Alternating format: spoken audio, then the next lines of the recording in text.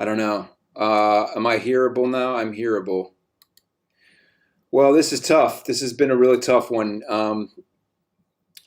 I guess people haven't been able to hear me for the entire run of the show up until now, so not sure what to do about that. It's working now, but oh boy, how do you turn that off? You know, this stuff is harder than it seems, and oh, this is on. Okay, so let's quit all this.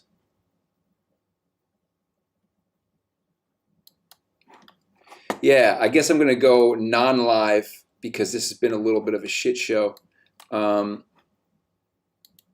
We have I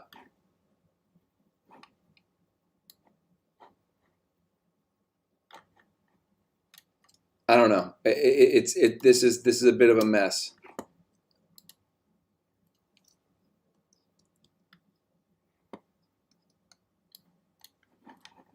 I'm not sure what to do. I think I'm just gonna keep rocking here.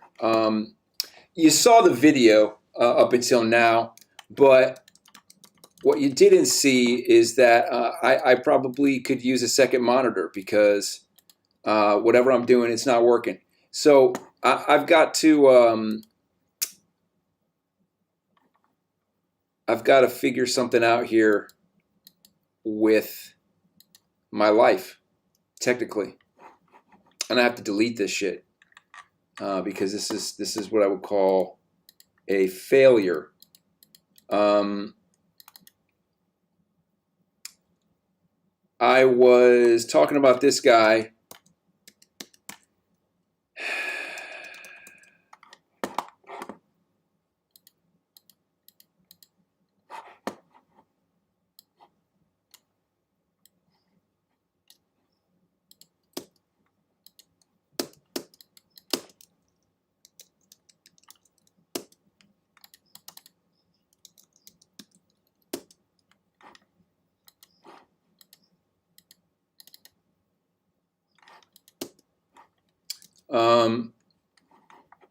Yeah, this is like the point in the show where I guess I feel like I just kind of have a meltdown because I don't know what to do. I don't know what you have seen or what you haven't seen. I'm not sure. I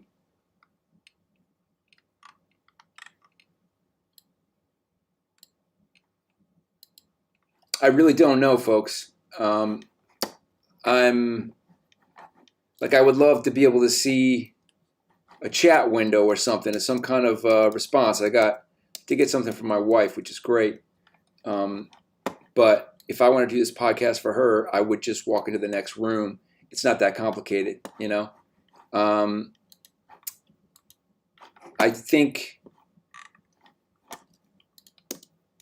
maybe if I refresh this, oh yeah, it is live. Okay, so I can see that. All right.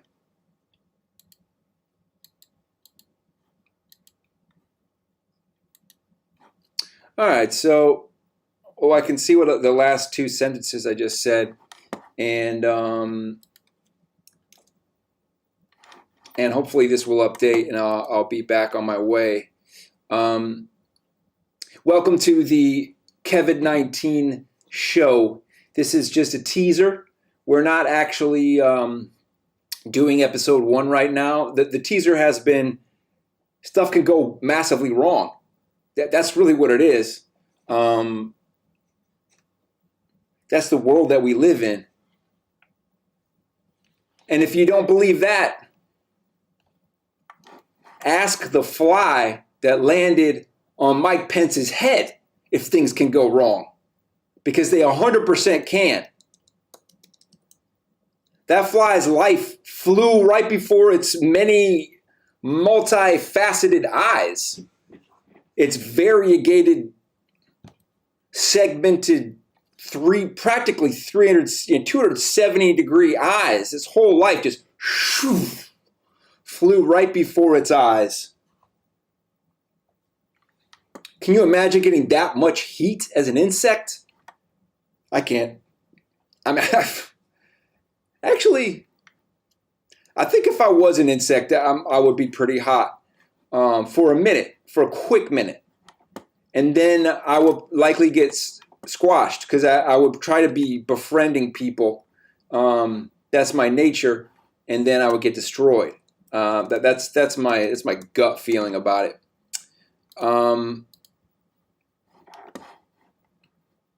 Yeah.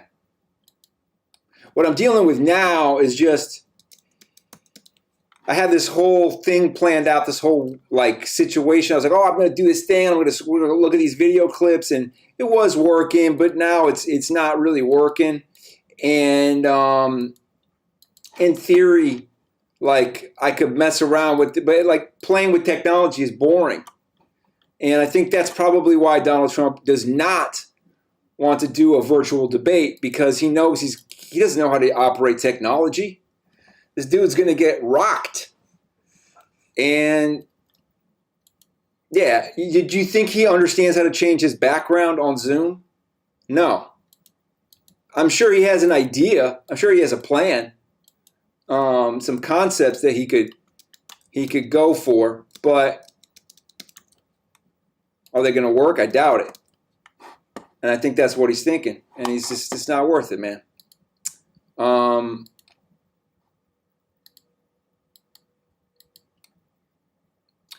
going to have to get a second monitor is what I'm learning in my personal life. What is it that you're learning from all of this? Because sometimes you think you can jam everything onto one screen, and then your whole life kind of falls apart in front of you. And it's painful.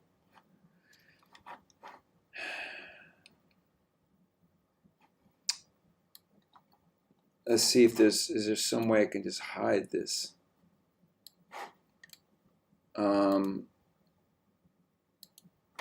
In theory, no, it didn't work.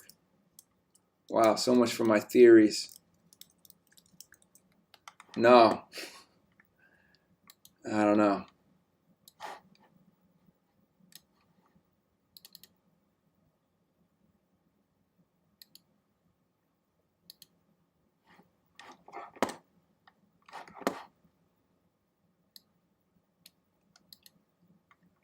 All right, so this is where we were. We were taking a look at this Mike Pence clip. Let's just take another peek at it.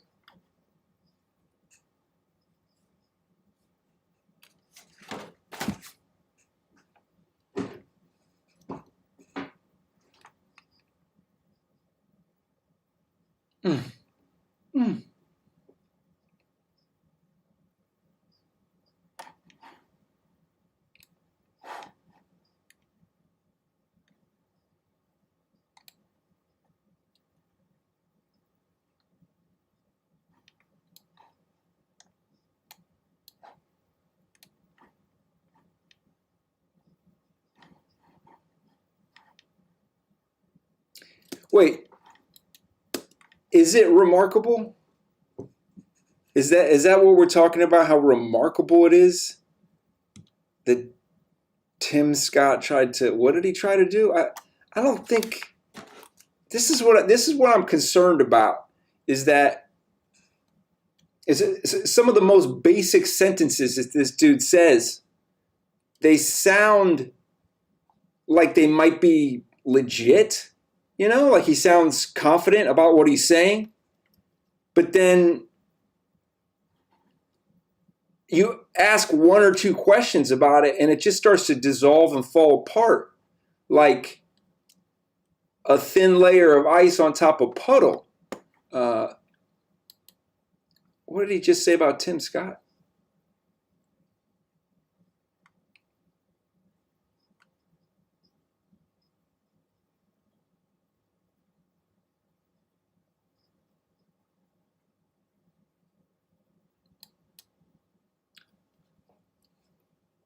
Who gives a shit about Senator Tim Scott? What does he have to do with this at all? What is this bill? Is this a legit bill? Can someone like jump in with me and tell me, like, is this really something that we should be concerned about? So she got up and walked out of the room. Dude, your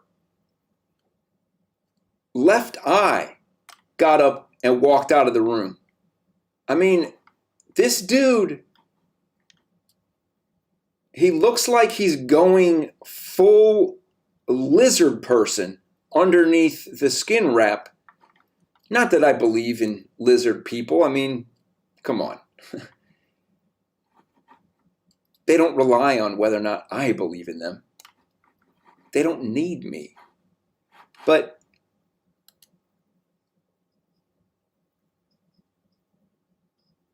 wait, why Tim Scott again? What do we care? We don't care about.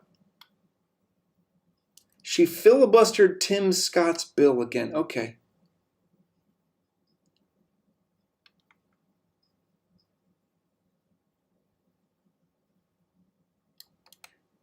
Neighbors and our minorities.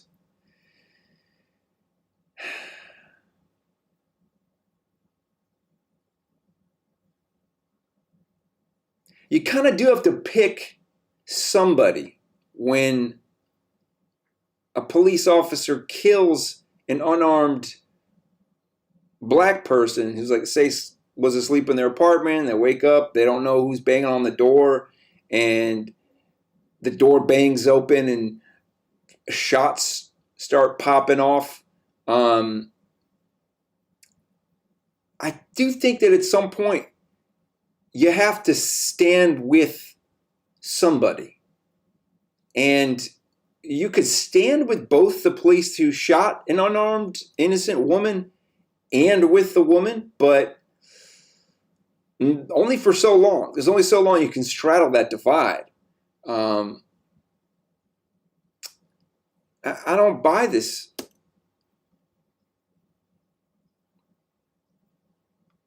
So basically what he's saying is that he'll always stand with law enforcement, no matter who they kill, how it happens. Even, I mean, that's basically saying, hey, George Floyd, it sucks what happened. We'll always stand with law enforcement, no matter what happens, no matter what they do, no matter what crimes they might commit. That's not the promise that I want. That's not the, if I was a cop, that's not the promise I would want. If another cop shot me in the lower intestine or, gallbladder, I wouldn't, no, I would want someone to stand with the person who's not committing a crime. Okay, Mike. Anyway, this fly landed on your head and probably died faster than my current rant has lasted.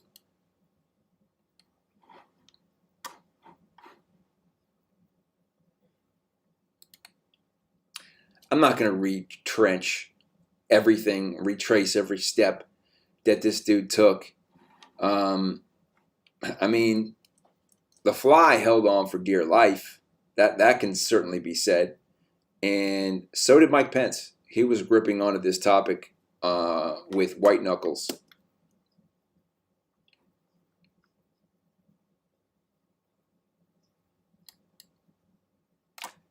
And what was that verbal diarrhea that went from racial justice, talking about Tim Scott's bill for law enforcement, which was a garbage, change nothing bill. It was a, look at me doing a dance, baby. Here we go. We'll give a little bit more money to police officers and a little bit less accountability, and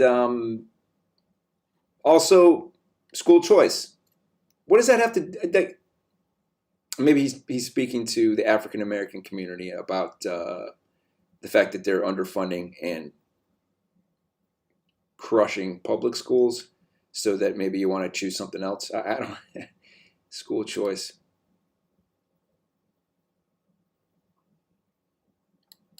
That was an interesting lip bite right there that I just realized, yeah, I guess I did just lecture her, but so what? That's what I do.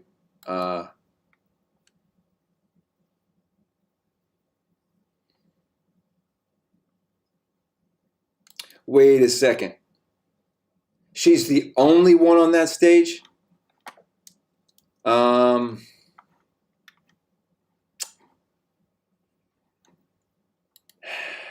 think we need to get real with this right now,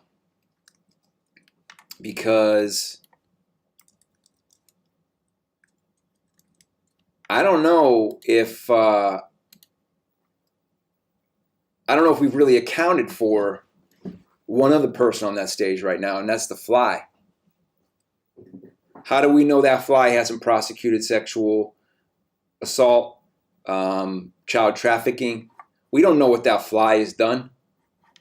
That fly might have a lot of prosecutions under its belt. Fly could be Attorney General of, the United States right now, and we have no clue. That might maybe that fly is making a strong appeal for votes coming from maggots, which are maggots are just ostensibly larvae, baby flies.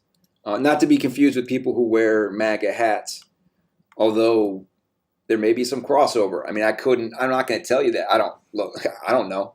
Oh, seriously, you're going to tell me the battery's exhausted? Wow. This has happened now more than once. And for that reason, I'm back here working this out this way. Look,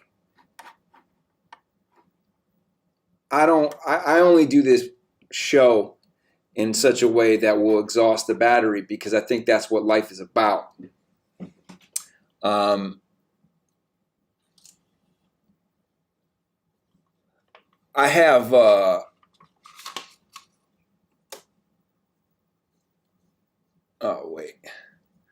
look, every time this happens, I realize that technology is a beautiful thing when you can control it, and when you can't, it's a scary, messed up world. Now, okay, I thought, yeah, I need a second monitor. That's really what my life is boiling down to. I need a second.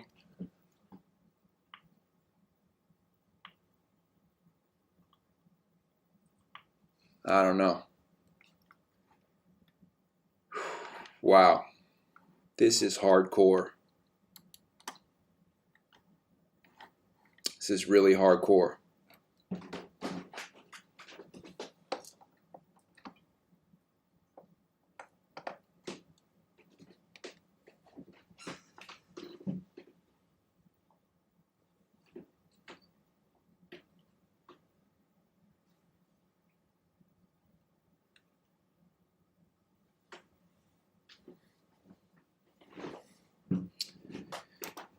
Okay. What were we talking about? The United States of America?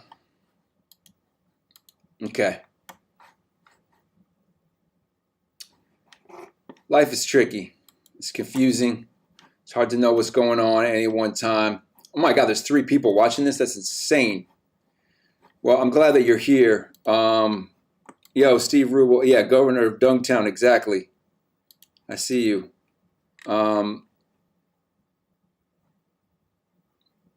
Indeed, it would be hardcore if I took my shirt off, but if you had seen my chest, you would know that it would actually be hard shell, which is similar to hardcore, but it's a little bit different. Hard shell is just I have an exoskeleton, is what I'm saying. So yeah, every time now that I start this whole podcast,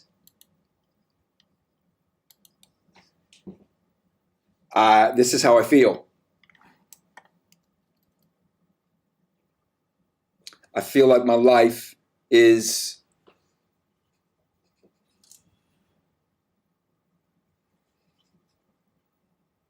freaky. I feel like it's getting really freaky.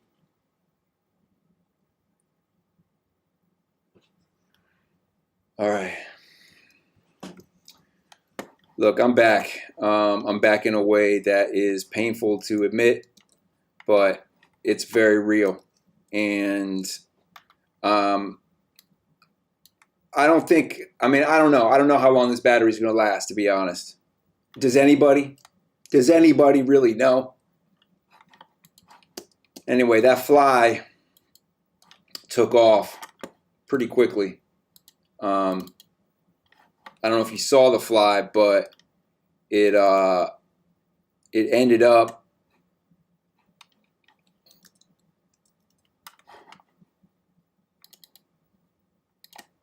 looking a lot like this guy. And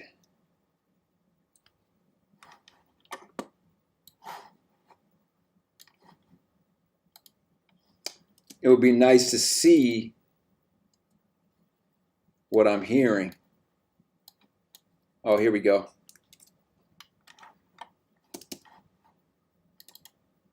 That's my guy right there.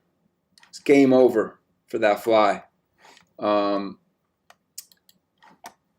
It's a tough life, I think. If you're gonna try to make it work, as a fly, it's a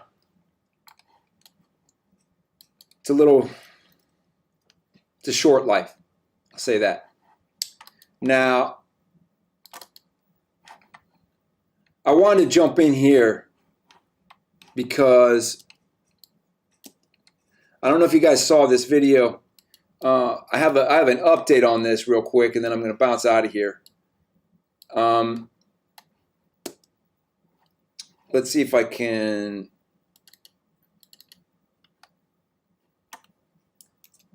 switch this up here. Oh, my battery's dead. This is a tough, very tough light. So I'm going to switch it up again. Here we go. Now, why did I jump back on this video? There's some stuff that's come about that is important to discuss here, and it has to do with.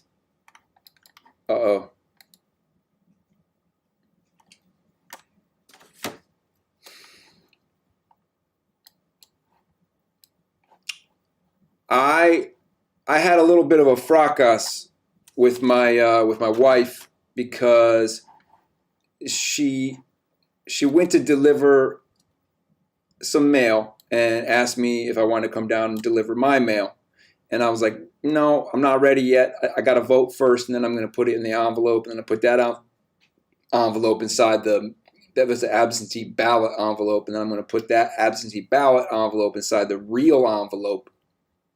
And it's a lot of envelopes. So I was like, I'm not ready.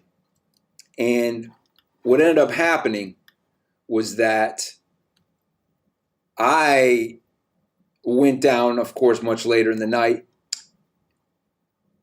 And I learned two things.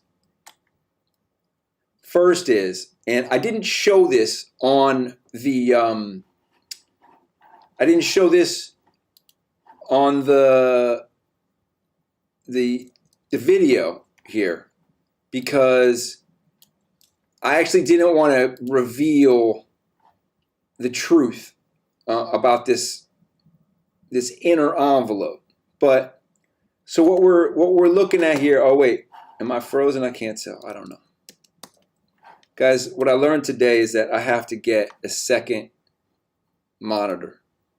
That's all that I need to get.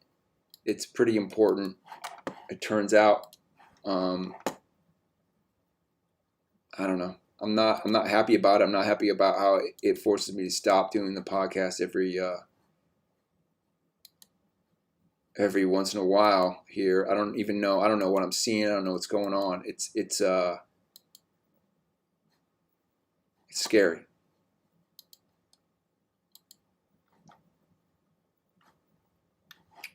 And what it reminds me of is that sometimes I purchase things out of spite. Have you ever done that? Have you ever bought something out of spite? Just pure hatred, pure anger?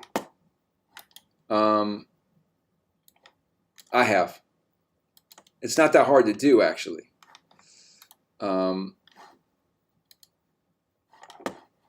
Let's see here for a second. Oh, wow, this is a mess. It's a complete shit show. Yeah, one day these episodes are going to be completely error-free, and you guys are going to be tuning in and thinking, geez, Kevin, you come a long way. I like to fuck up in the beginning, pardon my French. I like to start out with just a cluster fuck of technical problems and fear to mainly just alienate people. And then what happens is then you start to perfect your craft, and no one's there but the few people that do show up. And when you watch it yourself on replay, you're like, hey, not that bad, man. Kind of got this down. And then you got to rebuild from the beginning once you have it mastered. But what I've learned is that you can really mess with your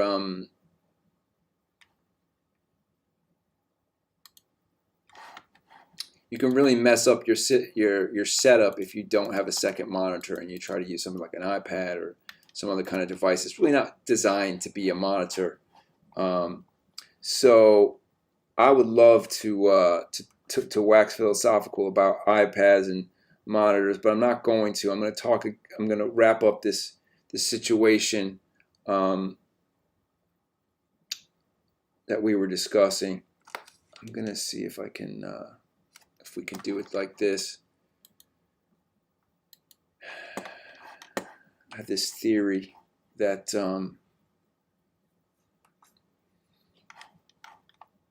that Wi-Fi is, and not that it's the devil's language, but that it's problematic. I think there's some problems with Wi-Fi. So, oh wow. Okay. I don't know, maybe this will work, maybe it won't. But I'm going to take us back to the old school. Let's go to Screenland. And, whoops, let's go full screen on this. So what we're looking at here is, this is the envelope that you mail your ballot in, right? And inside it is a second envelope. Okay? You feel me? Got two envelopes. Two. Now, this envelope is not that special. Okay? It's got some it's got 4 check boxes on the back, and you got to write your address on the front. Nothing that special about it. You fill out your ballot. It's a Scantron. You do your, I vote for blargity blarg and surround blah blah blah blah for Supreme Court of New York State. And then you fold the thing up and you put it inside envelope number 1. Got me? Now, people who have said that mail-in ballots are completely whack, you can't depend on them, there's a very high possibility of fraud. These people are full of monkey shit, because if you look at the first envelope, envelope 1, that you put your ballot inside, it has, at least in New York State, I don't know how it is in other states, it has a special design printed on it. Maybe it's in like a white ink or it's a clear ink. It's like on the back of a credit card, how you have like a hologram. Okay? How are you going to, for one, they don't send this stuff out. Like, we just got it. To replicate this special ink printing, and it's not, I wouldn't have noticed it if I wasn't going to make a video about this stuff. I was looking at it, I was like, holy crap. I had it in the light. I was like angling it, and so You have to get one of these ballots. You have to assess where they put the, say, watermark, this like special design. You have to print it in this strange, I mean, it looks like white or clear ink. It's some kind of security ink. You have to replicate all of that extremely fast. I don't know a single human being. I've been voting for as long as I've been able to. I've never, ever, ever heard a single person say, yeah, this time I'm going to counterfeit. I got to get more votes in. I'm going to put in the maybe 13 hours of work in trying to create a ballot to replicate what they had size-wise. You have to get this one envelope one that fits inside envelope two. So it's got to be envelope one's like this, envelope two is like that. Envelope one's got to have the special printed ink. You got to have the special size ballot paper. You got all these codes and stuff on it. They got little QR codes. I don't know if you can see that. Anyway, this episode was going to be like 2 or 3 minutes long. And I think we're at 2 hours and 48 minutes. So, oh man, everything was going great. I wasn't having tech problems. Everything was going swimmingly. And then it just fell apart. Huh.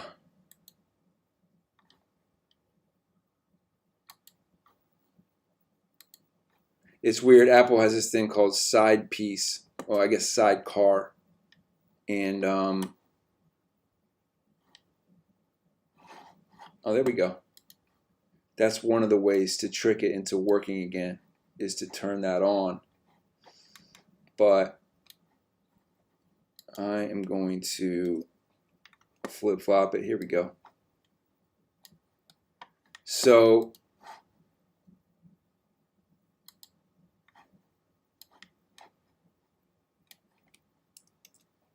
yeah, that's where we're at. The second thing I want to mention about this ballot is we should take a quick look at this the situation. So I told my wife, this is how you're supposed to deposit the mail. It looks like you're supposed to pull up with this handle or whatever, but you can't do that. You got to stick the mail in the slot, and which I illustrate in the video. And if you're in New York, I don't know if everyone's mailboxes are like this now, but now they have an immobile, just a little slot that you just slide it in there. And believe me, I went down to a mailbox at one point, and I freaking jerked on that handle, what I thought was a handle, didn't open, and then I just gave up, and I went back home. That happened to me. So I do know how frustrating it can be. Now, later on, I'm going to see if I have one of these in the video, if we can find it. This is really too many of my faces to be on screen in a documentary capacity at once. But it looks like it's not here because of the angle. But maybe it is on the way down. So what happened is my wife... Oh, wait, I think we're going to find it. I think we're going to see it here. Here we go. Ha! That might be a car. That might be the thing. It's pretty dark. Where is it? I'm looking for those brown or green mailboxes that you see. Oh, wait. I think that's it. That's it. All right. So let's take a peek here. If we go full screen, Now, right here on the lower left-hand corner, you can see this mailbox. This is not a mailbox, my friends. Okay? This thing right here, I don't know how to zoom in on this, but it's not a mailbox. It is it's something else. Okay, it's considered a relay box. It's like a storage box for mailmen when they're like, or mail women, mail delivery people, when they're done with their rounds and they need to leave their bag somewhere. They just put it in this little box. They just stick it in there. There's a key, lock and key thing, but there's a little like crevice, because it has a door on the side. So my wife jammed the mail inside that little crevice into this sort of intermediary storage box that mail carriers put their bags in when they're done with the day or whatever, when they're in between shifts. And I don't know what's going to happen to her. We don't know what's going to happen to her letter. Chances are they'll take it. They'll be like, that's kind of weird that that's just sitting there. And then they're going to look at it and be like, well, this is not even on my route. So I'll just leave this in here. Anyway, that was for, a check for our health insurance. And if it doesn't go through, we're going to lose our health insurance. That's actually not true. But the thing is that I hope that it gets delivered. And if you ever do see one of those boxes, don't try to jam mail into that slot. My wife sent me along some pretty fun quotes that people had for when dealing with this problem. I'll see if I can find one of them. What do we got here? Oh yeah, this is great. This is going to be fun. So, accidentally put my letter in one of the large green relay mailboxes without thinking about what it is. What's going to happen to my letter? Will it get delivered by someone who opens it, or I screwed? So this person, this wasn't my wife's thing, but this is from Reddit. This person's pretty freaked out, and so much so they couldn't even type a proper sentence, which I've been there. I can't even say a proper sentence half the time. Those mailboxes do not have a mail slot to put mail into. How did you get it in there? That was my question to my wife. Either way, the postal worker will pick it up along with the rest of the mail that is in the box. Are we certain of this? That's what one person said.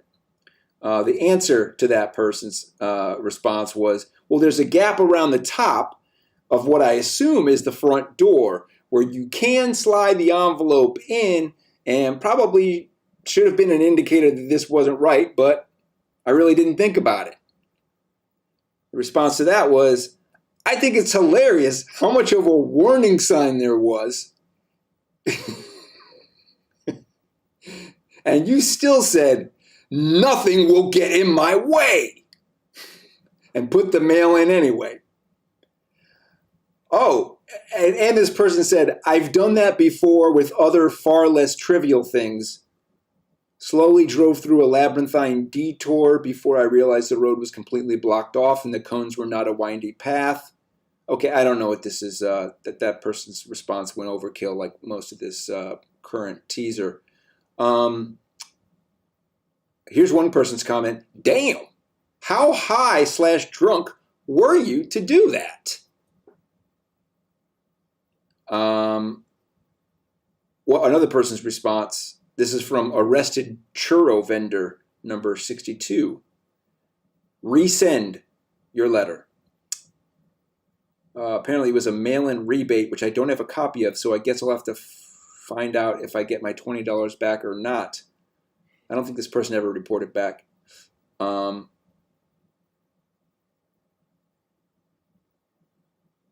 Okay, here's a fun one. So, to be clear, you saw what looked like a funny colored mailbox with no slot, and your thought process went, this green mailbox looks odd. No slot. Better just shove my letter into the drop gap then. The response was, my initial thought was that these were old-fashioned mailboxes.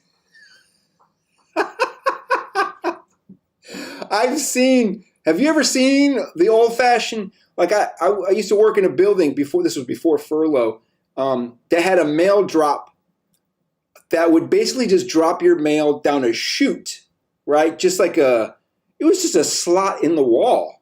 And you could like pull it open and you drop your mail and it would just fall down 9 flights. And I mean, hopefully not get jammed along the way. I think people used to like lubricate their mail. You put a little, baby oil. I guess baby oil you're going to see through. So just petroleum jelly based, Vaseline, something. Let's see what anyone else said. Oh, we got a 1-800-ASK-UPS. So if you've done this, if you're out there here listening to this this show, if you're watching this on Twitch and you're twitching, you're like, I don't know what the hell you're doing, Kevin. I don't know what the point is here. You got to get your technological skills up to par first for me to even consider what the freak this is. Well, relax. Dial 1-800-ASK-UPS. That's 1-800-ASK USPS. UPS, totally different organization. Also not 4 digits. So apparently some people think that it'll get there if it has postage on it. But also there's a risk that they don't even use that relay box anymore. In which case, say goodbye to your rebate. Now, I'm going to say that I can put that segment to bed. I have to put myself to bed. It's extremely late right now. It's past my bedtime. And was there anything else that I wanted to touch on? We touched on Mike Pence's hair. And probably have some battery left at this point now. So maybe we can switch that back on.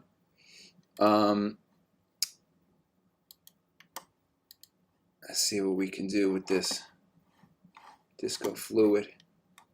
I'm going to cue up our last clip. Oh, okay, Steve. We lost some people. That's fine. Everyone's got to go to bed at some point.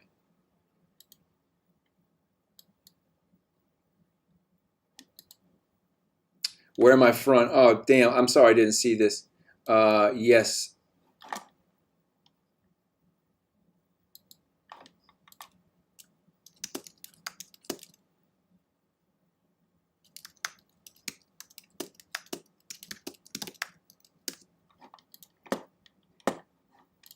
Yo, this live was a lot more fire than I thought it was going to be. And I gotta mute myself, having myself talk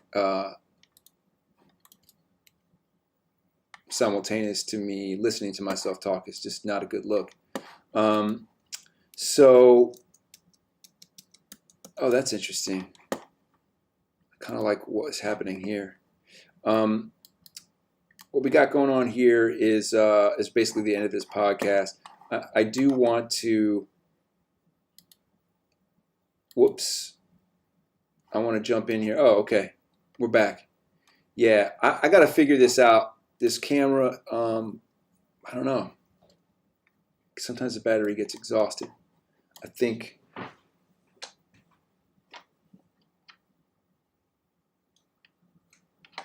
Yeah, I think I'll figure that out. Not while we're live. Obviously, this is entertainment right now, so we're trying to keep it entertaining as much as possible. And also, there's always something, at risk when this show is happening, which is really like how I like to do it. I like to have high stakes. And with that in mind, let's jump to the results of Fat Bear Week. When we left off last time, I wasn't even really up to speed, but Fat Bear Week has peaked. Peak fatness has been reached. So every season bears fatten up, for the winter time. During a pandemic, doesn't matter. They still put on the pounds because they got to live through the winter just like the rest of us. And I think from now on, I may start competing in Fat Bear Week if they will allow me. I do have a pretty thick beard. We left with matchup 6. It brought the charismatic contestant Bear 812, I guess we call him, against the Lardy Leviathan, which Bear 747. 747 is a classic number. I mean, it's classic plain, but I'm not going to read their comments back to you. Suffice it to say, these bears ate a lot of bear food. Okay, they snacked down hard, and what happened was 812 and 747. They went toe to toe. 747 rocked 812. 812's charm was not enough to persuade voters that 747 could have just throw down and put some diligent dining on front blast. And 747 came out with a booty that don't quit, a belly that don't quit, thick tree trunk legs, and a neck the size of a 747. Now, 812 still sizable, huge in his own right. But in the final battle, 32-128. Here's the thing. 32 Chunk, as they call him, or Chunk the Hunk, it's not, I don't even know if Chunk is a male or a female at this point. Mama Chunk. Okay, so Mama Chunk the Chunkster is getting a lot of nicknames. She got a lot of special treatment. It wasn't like Sleepy Chunk or something. It wasn't like Chortle Chunk. It was Chunk the Chunkster, Super Chunk, Mama Chunk. Meanwhile, 128, that's all Grazer, okay. But 812 had nothing. So I don't really get what warrants one bear to get a nickname and the other one just gets stuck with 128. Grazer, fine, but 812, I don't know, put some sauce on it, Put some respect on a bear's name. That's all I'm saying. Anyway, Chunk won. That's what happened in the battle of Chunk versus Grazer. However, when we got to the end of the bracket, Chunk faced off against 747. It was Mama Chunk and 747, Papa 747, I guess, whatever. 747 didn't have a nickname. Neither did 858. But 747 took a chunk out of Chunk and became the champion of Fat Bear Week. Now, I don't know if it's always a dude. I've actually never followed Fat Bear Week before, but we definitely hit peak fatness. And I'm done. There was about 7 other things I was going to talk about, but it's past my bedtime. I hope you enjoyed yourselves. We will do episode 1 tomorrow, which is going to be later today. And I'm going to get this technical stuff ironed out. I got a whole plan for that.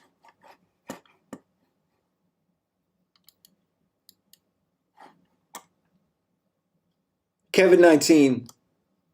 Stay infected with the imagination that you have that's active and exciting and allows you to pursue your dreams. That's all. Hope you enjoyed the KEVID19 show. This has just been a teaser for episode 1. That was mad confusing because I had 2 different music tracks going on at once.